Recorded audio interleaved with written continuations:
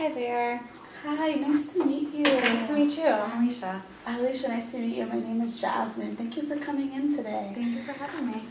What brings you in today? So, I've just kind of been struggling just with school and work and just my own emotional, difficulties. I just have kind of a low self-esteem, and I feel that it probably stems from my childhood because I didn't really have it easy as a kid. So, yeah, it's just a lot, and I feel like a lot of issues from my past are coming up. Yeah, definitely. But before we kind of just dive in, I just wanted to talk to you about confidentiality. Okay. I just wanted to let you know that anything we talk about is between me and us. I do write down notes that I keep in the back office that I have here, and it's just so that I can just remember everything we talked about because I do see the other clients, and just to refresh my memory. They're not long, extensive notes; they're very brief, and it's just so that I can just make sure that I'm helping you the best way possible by just remembering. I do keep my notes, so if there's a day I'm absent or and you really want to speak to someone, my colleagues can look at those notes. But if you don't feel comfortable, and you can always just reschedule the next time I am in the office. Other times where I might have to share my notes is if I feel like you're harming yourself or you're harming others, or you happen to be harming your children. So those are times where, I do have to share my notes because I don't, want you to harm, obviously harm others or harm yourself. I want you to be safe. Another time I might share my notes is if I happen to be subpoenaed by the court. Or so that would be a situation where I share my notes. But other than that, everything for the most part is just confidential, and just between you and I. And my notes are very brief. So just wanted to let you know before we started, and you feel comfortable with sharing with me. Yeah. So did you have any questions about that? I don't think so, but thank you for letting me know. That does make me feel more at ease. Okay, so just to get started, so you said that you've been having some, self-esteem issues and dealing with having trouble juggling, schoolwork and just life in general and stuff like that. That's what it sounds like we're talking about today. Yeah, exactly. It's just hard with such a lack of confidence to kind of be doing well with my school and work. It's just hard daily, when I don't really believe in myself, because I feel that if I don't believe in myself, how are other people going to believe in me? And I just feel like I put myself down a lot, so I'm probably, really holding myself back, and it just makes everything else that much harder to deal with. So my confidence is definitely something I want to work on. Yeah, so I understand what you're telling me. So basically your confidence and your lack of self-esteem is affecting your schoolwork and ability to concentrate, and you really want to work on, boosting self-esteem. Yeah, and, being in my junior year of school, I'm just starting to get pretty concerned about going into the real world and finding jobs, and, I just have a lot of anxiety that stems from my lack of confidence, and it just gets really stressful for me, and I kind of just start overthinking about the future, and, for some reason I just don't think that it's possible for me to have a bright future, so I feel like it causes a lot of anxiety and depression, and, and I just kind of don't understand why I feel the way I do. People in my life now aren't putting me down, but I feel like just things that happened in the past are still affecting me now, and it's something I really do want to work on. Yeah, I completely understand. So you said you're a junior? So you're a junior in high school or college? I'm a junior in college. College. What's your major? I'm a social work major. Oh, awesome. So you're almost done. How Yeah. does it feel? It feels good. It's just pretty intimidating because, I do have these issues going on, so I feel like it'll be hard to be helping other people that might be dealing with similar things as me. And I just really want to get all of this kind of under control before I go out into the workforce. Because I know that self-care is very important, and I know that, being confident in yourself is just important for life in general. So it's something I know I have to work on. Definitely.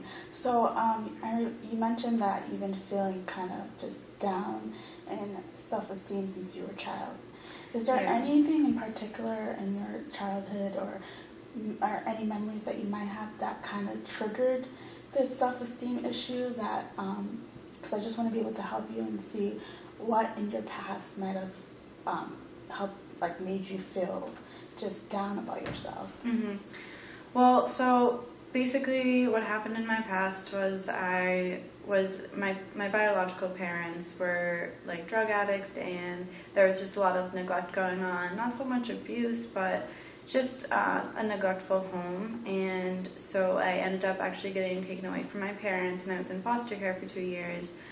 So, just having to deal with that in general as a child was really difficult.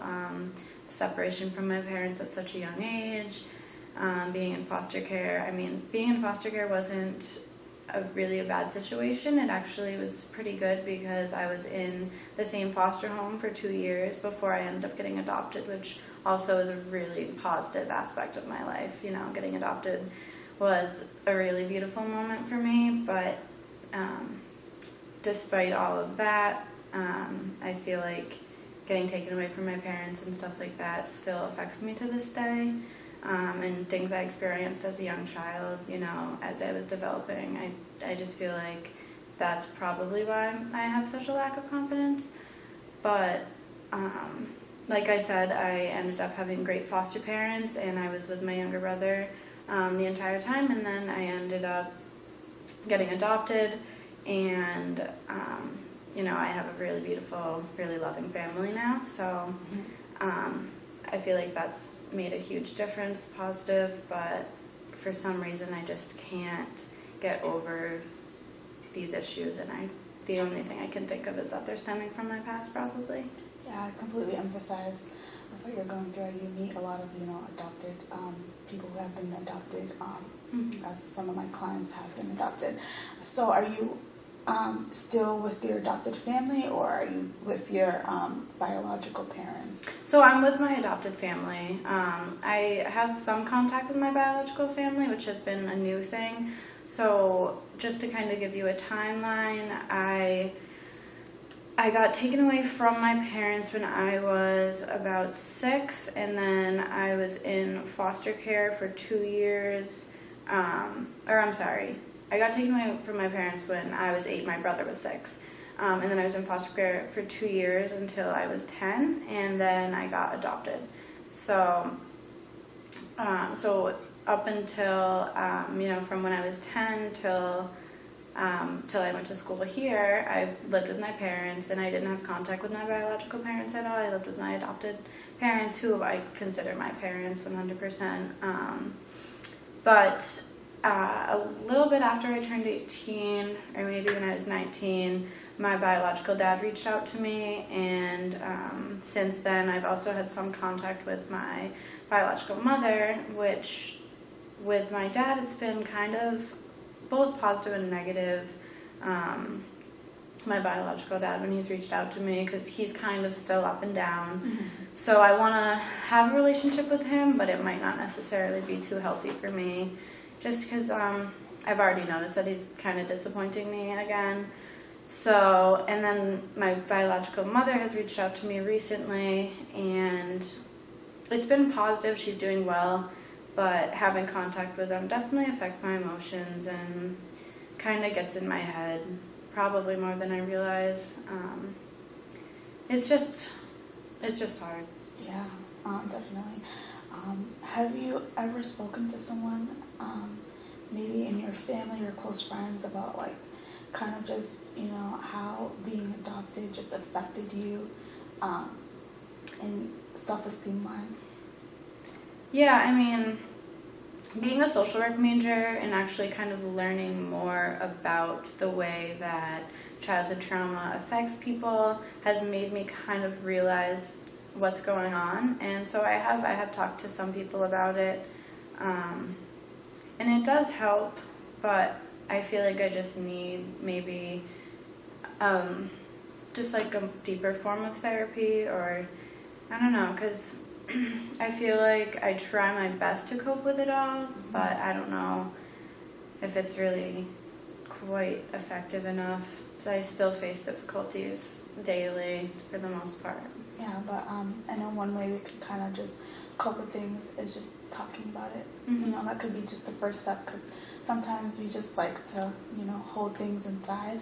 Yeah. So if we can, if there's that one person that you can kind of just, you know, vent to and talk to, you know, that could be a good step. And they know, and it could be someone who, you know, who knows you well, and so they can just give you, you know, uplift you and help, just help you cope with your self-esteem issues. So you mentioned that you've been, you know, your biological parents have reached out, and they've been kind of the father has been disappointing you, but your mother, you know, that has been going well. So have you ever thought about maybe speaking to your biological father and just letting him know that he's disappointing you? Maybe kind of opening up. Because maybe if you're able to repair, and I say this maybe because if you're able to kind of repair the relationship with your biological parents, maybe that would help you with your self-esteem issues. What do you think? Yeah, I mean, I definitely agree. Talking to my mom, like I said, has actually been a really positive experience, because I remember certain things from when I was little with her, and so I remember like just probably just because, you know, she was drunk. Both of my parents struggled with addiction of all different kinds, and so a lot of the times they just weren't in the right mindset, and so the way that they treated me growing up just wasn't very good. And I remember my mom specifically just kind of sometimes being mean to me as a young child. So it's been really good to talk to her now that she's clean and she's doing well and she goes to therapy. And it's been really cool to see, you know, how similar we are in a lot of ways, and just to connect with her. And she's reassured me, you know, several times that she's really, truly so sorry about everything that's happened. And I can see that she really, truly does love me, and that never really changed, and that she wants to have a relationship with me. So that has helped a lot. It's kind of just like put away any questions that I've had in my mind about, you know, her and why things happened the way they did. And, you know, being grown up now, I can just understand the situation better, and learning about addiction in school and stuff like that just makes things a lot more clear. You know, as a child, it was very confusing for me to deal with, so things are becoming more clear in that sense. And then with my dad, I have told him that he disappoints me, and I actually kind of just ended any sort of relationship that we had together because he's just not doing well, and I don't feel that there's anything I can really do to help him at this time, you know.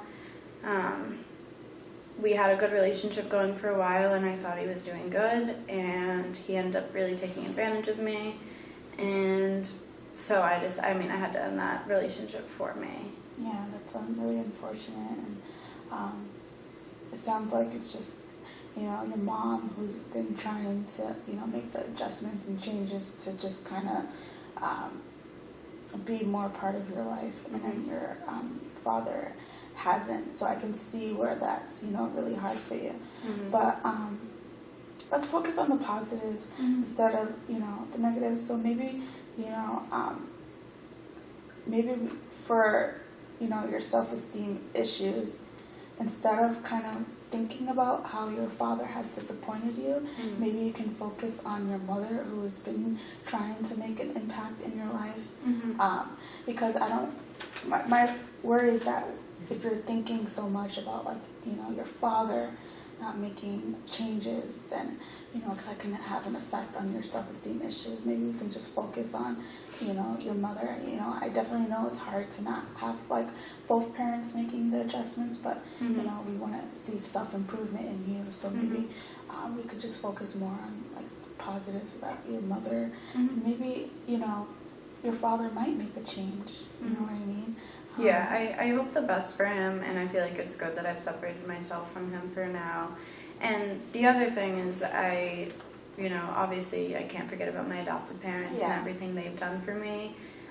They're incredible, and so I'm really thankful for that, but it kind of sucks because my adopted parents have even had their issues, and nothing like anything with my biological family, but my adopted parents, they're doing better now, but there was a lot of stuff that went on with them, and so I just feel like, I don't know, it's just, there's been a lot that's gone on in my life, so I feel like I really do need to stay in therapy probably and like continue meeting with you, and I do feel really comfortable with you, so that's really good, and I'm really happy that I came in today. Yeah, I'm happy that you came in today.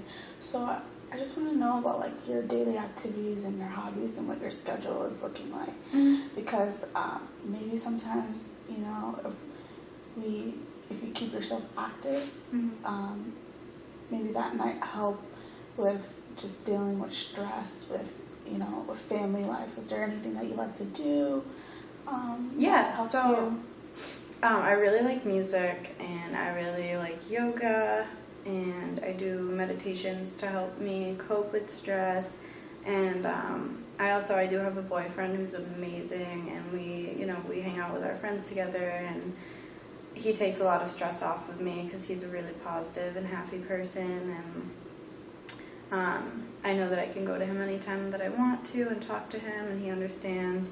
So yeah, just for fun, we like to try to go to concerts as much as possible. We love music, and like I said, the other thing I mainly can think of for a hobby that I do is yoga. I really enjoy yoga. Oh, that's awesome. So you mentioned you're a junior. How many classes are you taking? So I'm in 5 classes right now. Wow, that's a lot of classes. Yeah, it definitely does get hard, and I'm also going to be taking summer classes, so it's just a lot of stress in general, but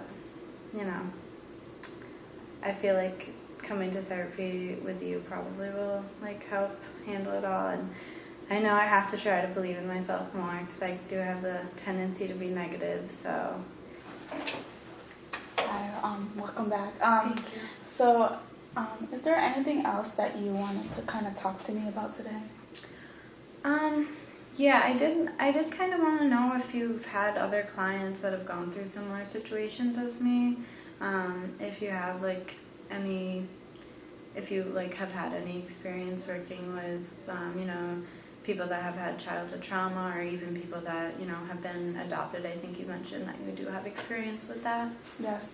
So I definitely do have, experience with people who have gone through trauma, childhood trauma that kind of took a toll on their adult life, and I also have experience with adopted families, so I don't want you to feel alone and feel like, this is something that you're only going through, and I definitely can help you with that on the course of, other sessions that we can have, and just help you get through this.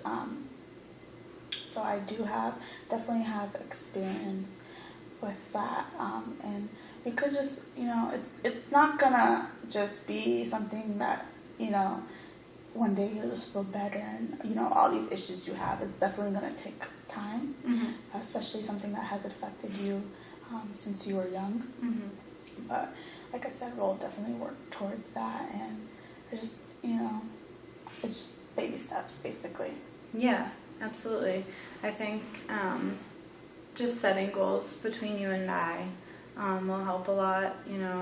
Like you said, with baby steps, we can just set small goals, and I feel like setting goals like that I can accomplish, fairly easily will boost my confidence.